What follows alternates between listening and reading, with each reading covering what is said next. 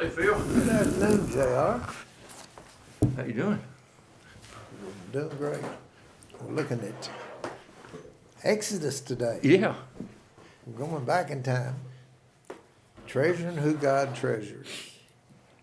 It's easy to value those that bring value to our lives. Yeah. A writer of the study, he started out talking about individuals that we naturally love who are positive influences or positively contribute to our own life.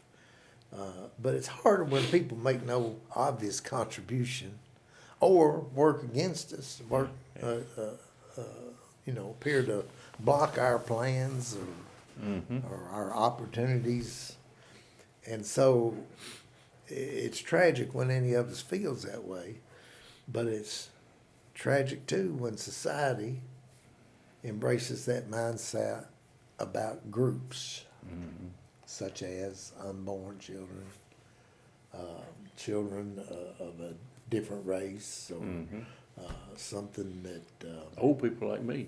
old people, yeah, old codgers, Yeah. or the handicapped. handicapped, You know, there's a lot of people that are prejudiced toward the handicapped. But God can do great things through anybody that society casts aside. And today, we're looking at Exodus. We're going to be looking at baby Moses. Right. And how he was cast aside into the Nile, and the story after that. Yeah. Writer of this day said, "Are you a friend of the poor?"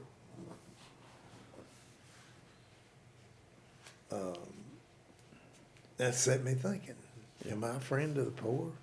Well, I don't know. We don't deal with abject poverty Right. as much in this area as some places do. And I like to think I'm friends with everybody. We were in Louisville this morning at the doctor's office, and you drive very far downtown Louisville, Don't have to go far down. you see lots of homeless people. I mean, we think that's what they are, and they probably are. They're for sure they're poor. You head down Walnut or Muhammad Ali or any of them, and you soon run into it, don't you? Well, Jacob and his sons had moved to Egypt, and this was after they'd done their mistreatment of Joseph, and Joseph took them in, and Jacob and his sons moved in there, and over time the Israelites had grown numerous. And not only that, Jay, but they were advanced in their skills and abilities more so than a lot of people. Yeah. And I think that whatever it was, the society of Israelites, even though they were by all accounts slaves there in Egypt, Joseph had brought them there, Jacob had brought them there, and even though Joseph held a high position, they eventually went into servanthood. So they were afraid that they might rebel and come against the Egyptian army and succeed. Yeah. So, despite Pharaoh's efforts, the Israelites continued to multiply. We're going to see some of the decrees that he put out in the scriptures today. Finally, Pharaoh orders that all male Israelite babies were to be killed at birth. And it doesn't indicate how long that this decree stayed in, but this infanticide went on for quite some time. And it was during that time that there was a boy named Moses born. And we're going to see what his mama did. He summoned the midwives. The midwives started letting some of them babies live. Yeah. Didn't like it. He asked them why they letting them babies live. Or the midwives would say, well, they were being born before they could get to them. Yeah.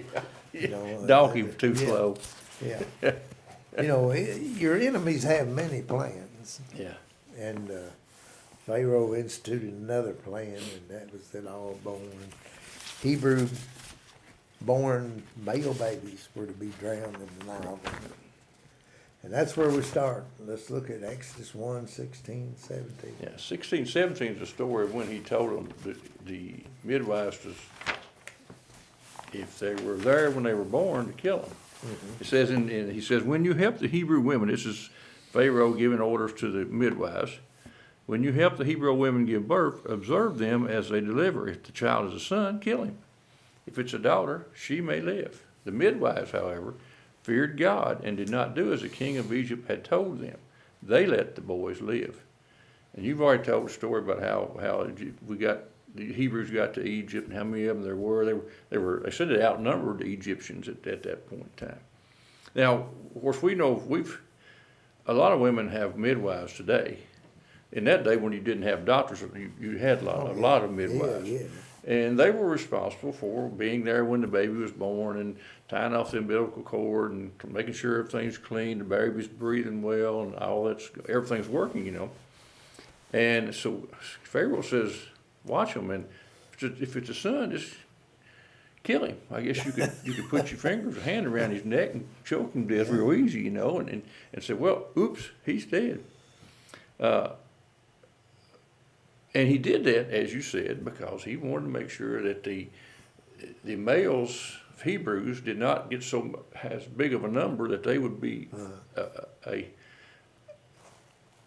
an enemy to the Egyptians. And he thought they might join it. If a neighboring army came in, the Hebrews might jump right in there with them and fight against the Egyptians. So he obviously didn't have any value the Hebrew boys at all. Yeah. Now, I really don't know why he.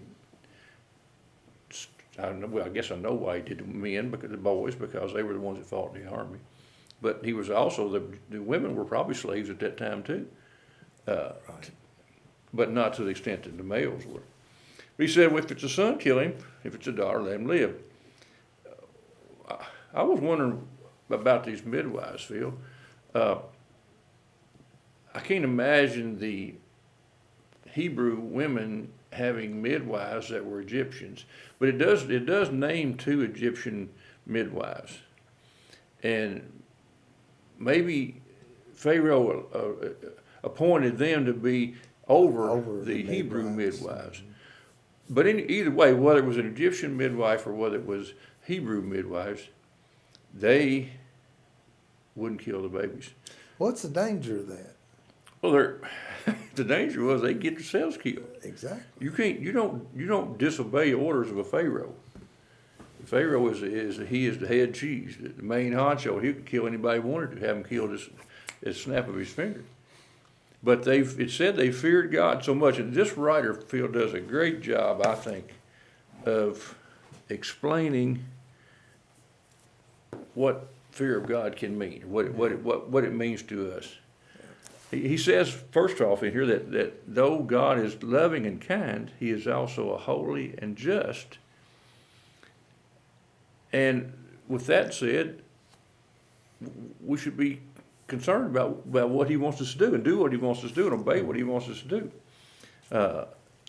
He says in the context of this verse, 117, to fear God does not mean being afraid of him in general, like you would a slave master or another person. Right.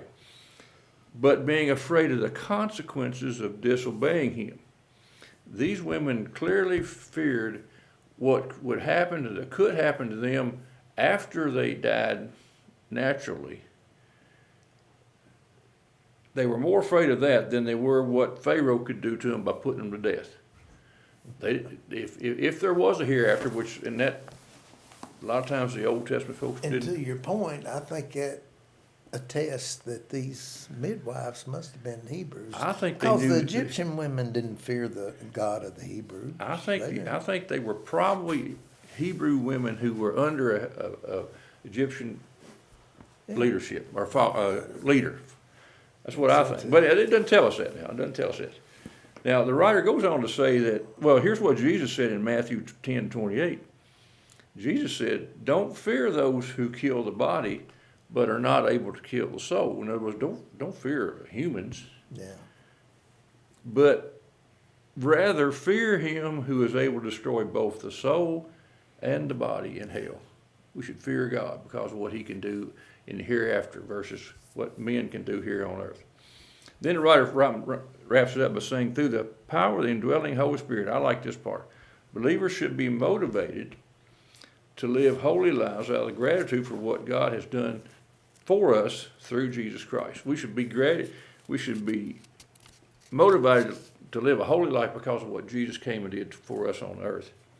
However, in times when temptation is strong, and we know we're going to be tempted, an understanding of how serious God views sin can be an additional powerful motive to live a holy life, to live holy. We know when we do wrong, and we know what God thinks about sin. And that should be a motivating factor for us to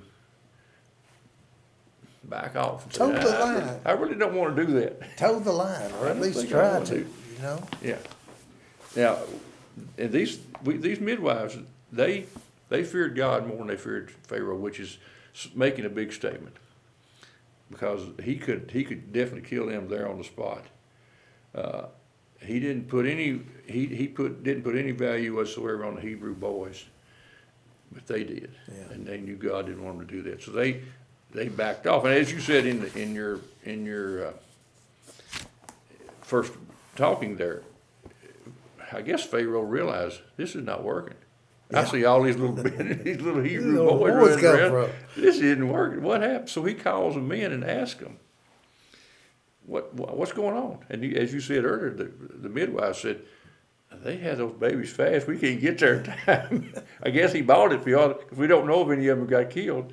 The scripture doesn't say that the midwives got their heads cut off because of it. But Well, in the next scripture, we see that he's persistent. he's changed his mind, changed his tactics, didn't he? Yeah, in verse 22 of first chapter, it says, Pharaoh then commanded all his people, you must throw every son born to the Hebrews into the Nile, but let every daughter live. Now a man from the family of Levi married a Levite woman. The woman became pregnant and gave birth to a son. When she saw that he was beautiful, she hid him for 3 months. But when she could no longer hide him, she got a papyrus basket for him and coated it with asphalt and pitch. And she placed the child in it and set it among the reeds by the bank of the Nile. Now, when these midwives didn't follow Pharaoh's demands, he ordered them to kill them. Kill all these Hebrew boys, just drown them. He actually says all of his people, doesn't he? So I think he gave that order to the Egyptian people. If you see a young Hebrew boy, throw him in the water. Yeah, you see walking down the street, you see a two-year-old Hebrew boy, put him in the water. Put him in the water. Throw him out Hold there. him, tie a rock around his neck. So there's no mention of a baby in that order. No, it's not. No. So here is Moses. He's born, and his family knew of Pharaoh's order, and it's safe to say that Pharaoh would have killed him if Moses was discovered. So she hid him. I don't know how she hid him all that time. No. Had the baby, and wasn't discovered that she was pregnant, or alerted a midwife or something, because she was able to hide him for 3 months. Now, at 3 months what a baby does. He cries and he eats and he sleeps. Yeah. That's it. Yeah. And it wasn't no different then. Yeah. So he was making racket. But just like the midwives, the Moses family feared God, and they decided, we're going to hide him out. It'll be worth it. Mm-hmm. And they treasured that human life. Mm-hmm.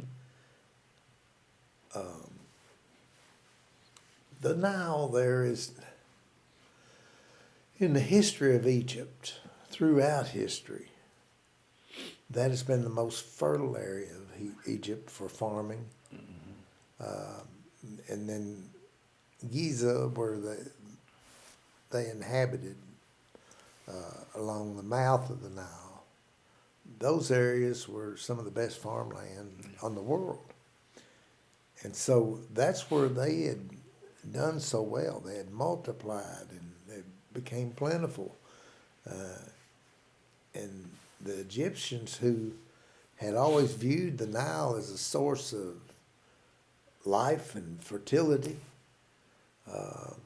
you know, every year that thing floods out Yeah. and it soaks the ground, and it gets hot in Egypt. And when it soaks the ground, you know, it provides water for the crops, and a good soil. Yeah. They could have soil wash away and good soil wash up. It was good fertile land. And so they had a false god named Hapi. How do you pronounce that? Yeah, Hapi, right? Happy? I Happy? say Happy or Hoppy? Yes. And that was the god of fertility. Of course, that's one that they worshiped there at the Nile. One of the many And ones so they worship, yeah. here they are. One of the offerings that they'd given, they'd throw something into the Nile River. So here they are throwing Hebrew babies in there. And, you know, of course, it was an awful thing for the Hebrews to go through. And the Egyptians, I don't know that they were just in keeping with Pharaoh's decree, or if they were doing that as a form of worship. I think in he was, addition to he was that. wanting to maybe do it more freely because of that fact that it would be an act of worship, yeah. Yeah, but he was hoping that the Egyptians would see it as a sacrifice, Yeah. happy, Yeah. and you know, be more willing to comply than those midwives. Yeah. And so we have Amram and Jochebed, who had Moses. And Jochebed was Levi's daughter, Yeah. and so she had a great training in the Lord, and she was fearful of the Lord. Any parent would be protective of their child, but you know, to not obey a Pharaoh there in Egypt it could be suicidal. But after he was born, she hid him, and when she found out he was beautiful, she called him Moses, Yeah. which means well-pleasing, sweet. Yeah. But you know, all kids are beautiful. Yeah. Okay. Okay. Phil, we had some, yeah, yes, they are, Phil. Absolutely. I don't want to say anything. They are. Yes, they are. In their own way, they're beautiful. And if they're not beautiful when they're born, they grow to be. They grow to be beautiful. There you go. But Jochebed wanted to keep her child, and so her actions were motivated by her love for her child. Yeah. And he just kept growing, and she couldn't no longer hide him. He had a brother, Aaron, already born, and was it Miriam, his sister? Yes. And so had it not been for their help, probably it would have been impossible to secure him. Yeah. And so what's she do? She puts him in a basket and floats him down the river. So I guess in Now reality, the Nile is a wide river. Yeah, It's wider yeah. than the Ohio River. oh yeah, yeah, yeah. But This she is probably met the intent of Pharaoh's law, right? She just did it herself. I don't know. She put him in the Nile. Yeah, I guess so, but he was afloat in a basket. He was afloat in a basket. Now, it talks about that basket being, Yeah. It was probably made of reeds, cattails, Yeah, the green part of the plant, and then it was rubbed down with pitch, Yeah. which they had a lot of and still do today. Yeah. Pitch and tar, and that waterproofed it. So the baby wasn't in there for very long, I wouldn't think. They launched Probably it not. from the reeds out into this opening where Pharaoh's sister daughter. No, it's daughter, I'm sorry, Yeah. was bathing. Do you Now, think, why she- do you think would they you- knew she was, they would come there, or did she normally come there, or did they, was this God's? Well, Miriam was in the know. I think Okay, she okay. was in the know, and she was instrumental in Oh, yes, she guiding was. that baby out of them reeds and towards her. Yeah. And then probably ran around the edges and down through there. Oh, I'm sure she is. Helped secure the baby as it floated down there. But you talking about God working, here she was bathing in the Nile River. Yeah. That's a nasty thing. Well, yeah. And why would they bathe there when they had these Well. baths around town? I'm sure they even had warm water in their baths. Yeah. Where she was. But the writer talks about it because it wasn't thought of as being, fertile. Yeah. And to bathe in it might help you. Might bring fertility. Right. But for whatever reason, we found here that Jochebed used every resource that she had available to her to protect her baby. And you wouldn't think launching a baby out in the river twice as wide as Ohio would be a safe thing at all. would you? Yeah. You can't imagine how difficult that was to do that, but yet the consequences were somebody else. And we don't know how long the baby was in the reeds. No.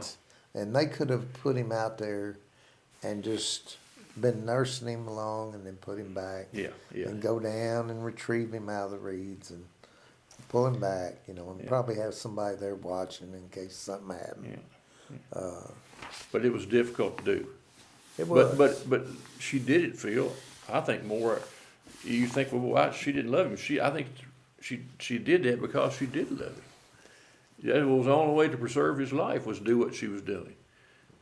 And life's a gift from God, Yeah. and we're supposed to protect it and preserve Yeah. it. Yeah. How many police, firemen were they short out in California? Mm-hmm. How many help wanted signs do we have around? And then how many doctors, scientists, teachers, nutritionists have been killed by abortion in this country since it was implemented? Well, yes, abortion is terrible, and obviously it is, and it's a plague on the United States and has been for several years. But think about what else is going on in the Middle East. When Hamas went into Gaza, how many people did they kill? I mean, and they raped all these. Yeah. Every Hebrew woman, every Israelite they could find, they raped her, and then killed them. Man, they put no value on human life whatsoever. Even here in the United States, Phil. Well, at least not an Israeli human life. No, right. Well, I'm not sure they do. We have the same thing here in the United States with all the murders we have. I mean, people don't care. It doesn't. That's just an object over there that you're shooting. It's not a human being, and that's what this lesson's about: valuing human life. And we were talking earlier. It's not our typical anti-abortion lesson. Right. It's all children, all walks. Whenever we don't tend to the poor, and they suffer malnutrition, or they're brought up in criminal activity, and they're not nurtured. Phil. Well, we're doing society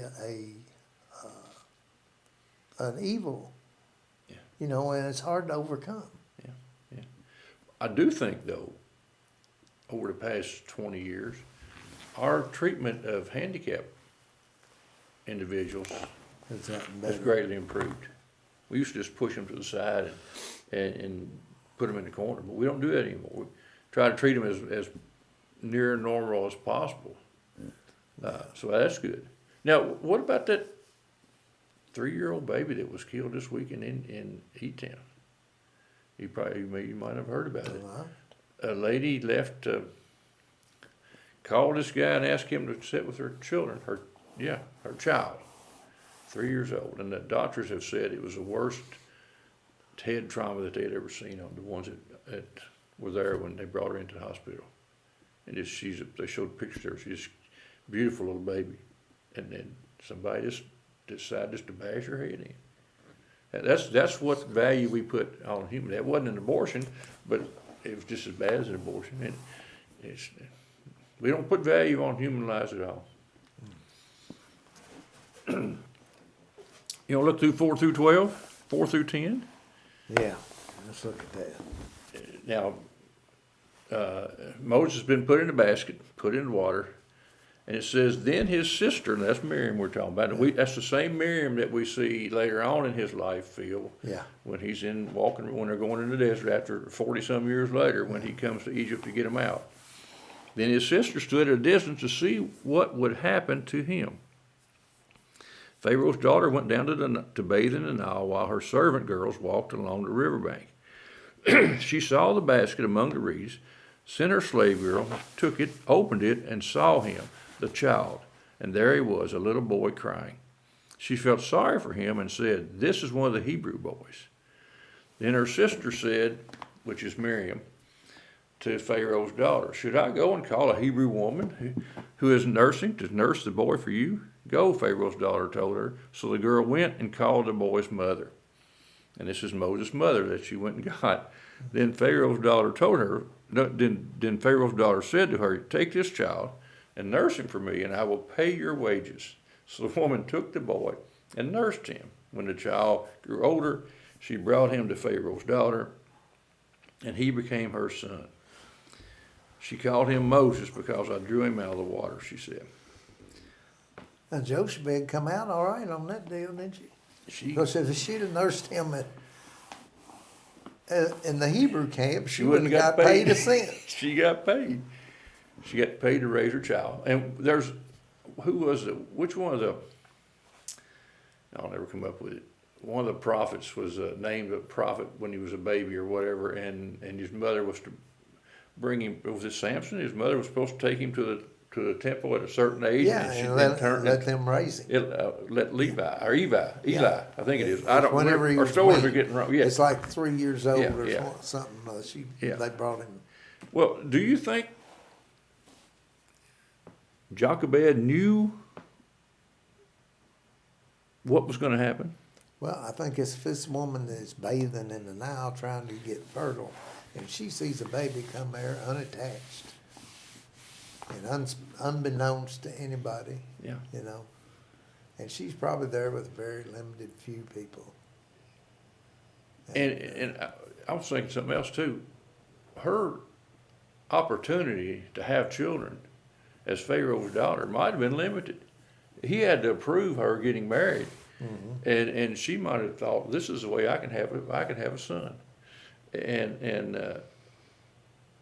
But I think, Phil, that Jochebed and Moses' dad had prayed and asked God to protect Moses, this baby.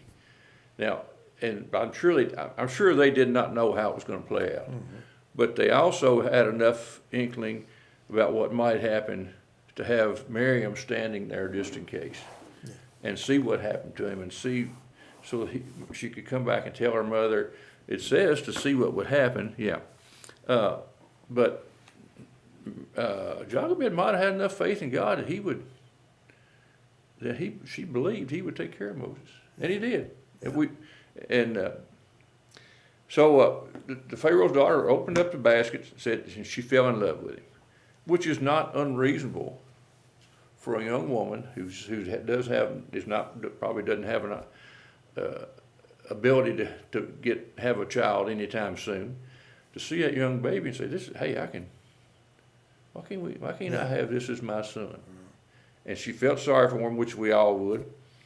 And she said, yes, go get a woman who can nurse her. Well, Miriam knew exactly who she was going to get. She went and got Jochebed and raised him. And she probably nursed him as long as she could. Probably at least 3 years, maybe even 4 years old before she brought him back to the queen. Before that, they made that decision that they were going to not mind what Pharaoh said. Right.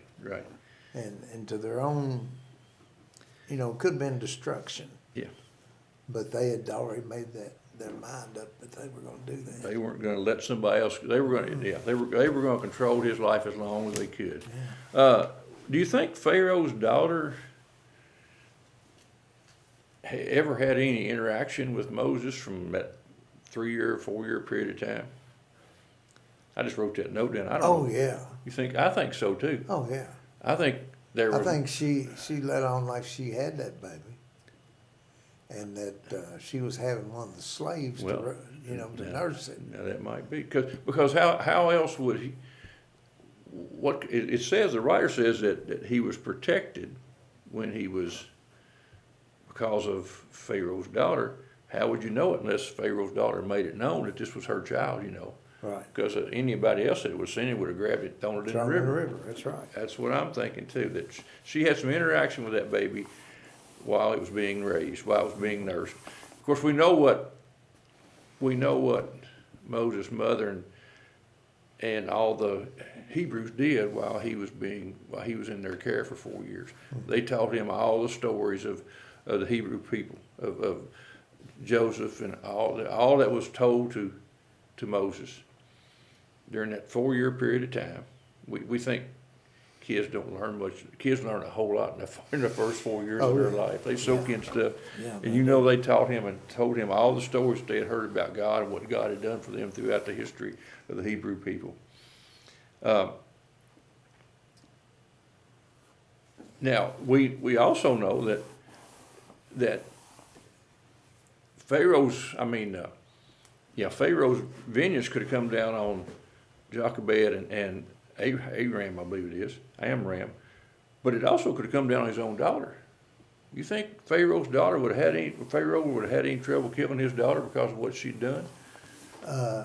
I don't think he would I don't either. because of the way they valued other lives during that time. Well, But she probably didn't have a fear of Pharaoh like a lot of people did but she took a chance. because that was her daddy. She took a chance, though, because we know that there was king after king after king, and probably Pharaoh was the same thing, who didn't mind at all to kill their rivals, whether they were their brothers or sisters or sons and whatever. Anybody got in their way, they would kill them. Mm-hmm. So she wasn't completely safe from all this, but she probably knew that punishment, but she took a chance. And she made sure that he was provided for. The first thing she did was make sure somebody would feed him and take care of him. And she even paid, as you said, she paid Moses' mother to feed him, to nurse him, and to raise him up to 4 years of age. Trump would call that a good deal. He would call that a good deal. Treasuring human life, the writer says, leads us to provide for others. The point of the lesson is, treasuring human life leads us to the same thing, to provide for other people. As a nation, we need to do that. As a people, we need to do that. As a church, we need to do that. Yeah. As individuals, we need to do that. Is treasure the lives of all those people around us, even those we don't agree with, aren't like us. Well, and you look at her at Miriam, she didn't abandon him No. when she put him out in the river. She Stood stayed right there. hid in the reeds. And you said earlier, there might have been a few days. They might have gone back and forth there because if you get in a certain spot in those reeds, they said the banks were probably full of them. You can almost be assured that you wouldn't get pushed out. You wouldn't get pushed out on. You'd have to almost be taken out of those reeds. Yeah. You could find a spot back in there where you were kind of captured in the water. From the time Moses was weaned, well, they had removed that decree. We think they probably removed the decree. Infanticide, and Yeah. so it was no danger in having Right. a boy around then. That's just another example, Phil, of God working in the lives of the Hebrew people. Yeah. From the very time when Joseph was thrown in that hole in the ground, that was part of that plan. And this is now 100 or 700 or 800 years later, maybe more than that, and God's still right there working. Yeah. About 1,000 years later, God's still working in their lives. God, just like he blessed them, though, Jay, he blesses us. Yeah. He gives us human life. He expects us to take care of them Yeah. and, be thankful for them. And we can do that. And sometimes it takes risk, like Miriam did there, you know. The mother, sometimes it takes letting them go to fail. And then, you know, gathering them up and retraining and that type of thing. Praise God for your life and for the plans He has for you and for the plans He has for your children. And you can do that when you seek Him out and make Him the main focus of your life. Well, to write about what fearing God means to us. Not that we're afraid and trembling, but out of awe and respect and reverence, this is what I'm going to do, God. This is going to drive my conduct. My fear of you, I don't fear you because you love me. I know you love me, but I fear not doing the right thing.